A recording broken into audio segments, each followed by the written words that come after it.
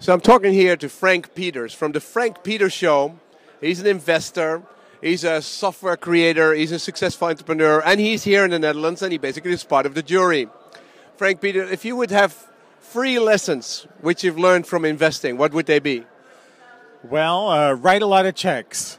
That's what I tell my angel investor friends is don't think about it too much. Hold your nose and write a check. So the key to having any kind of success in early stage investing is you must be highly diversified and have a large portfolio. So you've got to hold your nose and write a check. Don't be afraid to make a decision and to step in. Secondly, what kind of areas in this diversified portfolio of yours have you done, and what have you learned from him? Well, it seems like on this trip, I've spoken a lot of my investments in life science, different degrees of med tech and life science, which, of course, I have no expertise in myself. So I'm fortunate. You're a software entrepreneur. I'm a software guy. So for me, this represents the diversification that I just told you is important.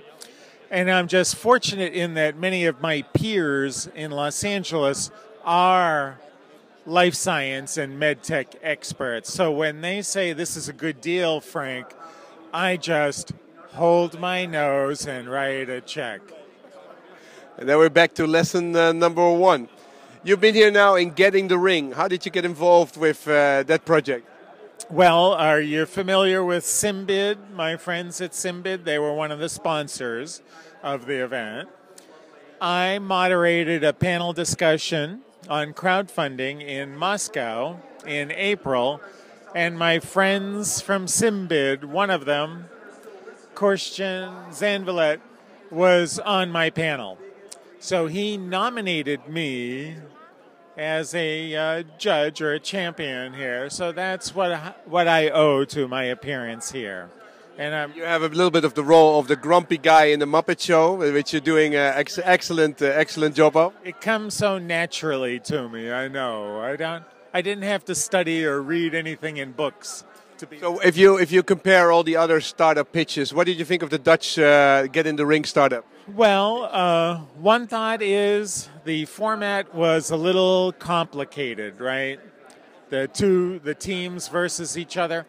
Last night I said that puts a lot of pressure on the champions to maybe come pre-prepared with questions, because it's so dynamic back and forth, it's maybe hard to concentrate.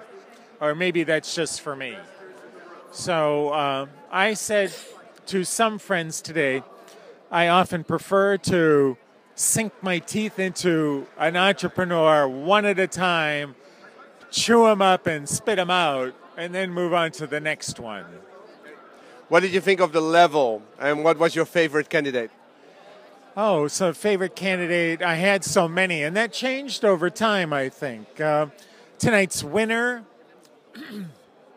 maybe surprised me. I didn't weigh that as high as the audience or when she presented. Anyway, so that exceeded my expectations, I guess. There were a lot of students in the audience. A lot of students in the audience. That brings great vitality. I love to taunt my university audiences. I often tell them, investors love investing in serial entrepreneurs, knowing that my audience is composed of not even first-time entrepreneurs. So.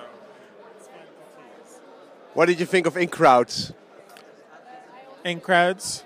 Yeah, the video sharing app, the photo video sharing app which we had. Yes, yeah. Well, we're using it right now, so I'm getting my first taste of it here.